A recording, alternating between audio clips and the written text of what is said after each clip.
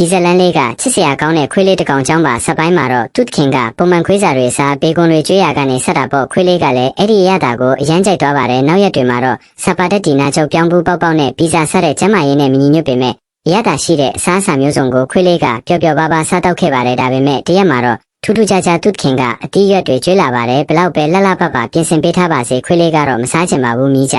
ဤလိုက်တဲ့အခါမှာလည်းအရတာကဆိုးလုံးလာကြောင်းပြန်ထွေးထုတ်လိုက်ပါတယ်တကယ်တော့သူ့ခင်မှာတက်တက်လွတ်စားတဲ့ရေးစားတစ်ရသွားတာပါအဲ့ဒီကောင်မလေးကခွေးလေးကိုအတီးရွက်တွေကျွေးဖို့တိုက်တွန်းရုံတင်မကပဲအလှဆင်တဲ့အနေနဲ့နန်းနန်းပင်တွေဝင်ရွက်လေးတွေကိုပါတင်ပေးတတ်ပါတယ်အဲ့ဒီအချိန်ကစားပြီးအရင်ကစားခဲ့ရတဲ့စားကောင်းတောက်ဖွယ်တွေပျောက်ဆုံးသွားပြီးနန်းနန်းပင်တင်ထားတဲ့ခွေးစာတွေကိုပဲနေ့တိုင်းစားခဲ့ရပါတော့တယ်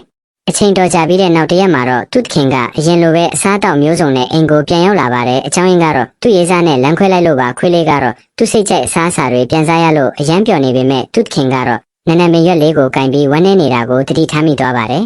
ခွေးလေးဟာသူ့ခင်ရဲ့ပျော်ရွှင်မှုကအစားအသောက်တွေမဟုတ်ပဲအဲ့ဒီကောင်မလေးတာဖြစ်တယ်ဆိုတာနားလည်သွားပါတယ်ဒါကြောင့်သူကနန်းနန်းပင်ရွက်လေးကိုပါဆက်နဲ့ကိုက်ပြီးအပြင်ကိုဝုန်းခနဲ့ပြေးထွက်သွားပါတော့တယ်အပြင်မှာအဲ့ဒီကောင်မလေးကိုတွေ့ရအခါနန်းနန်းမင်ရွက်လေးကိုတွားပေးလိုက်ပါတယ်အဲ့ဒီအချိန်မှာပဲသူ့ခင်ကလည်းနောက်ကနေလိုက်လာရင်ခွေးလေးရဲ့လောက်ရက်ကိုမြင်သွားပြီးကောင်မလေးနဲ့ပြန်ဆင်ပြေသွားကြပါတော့တယ်တစ်မာရောအလိုချစ်ဖို့ကောင်းတဲ့ခွေးလေးရှိလား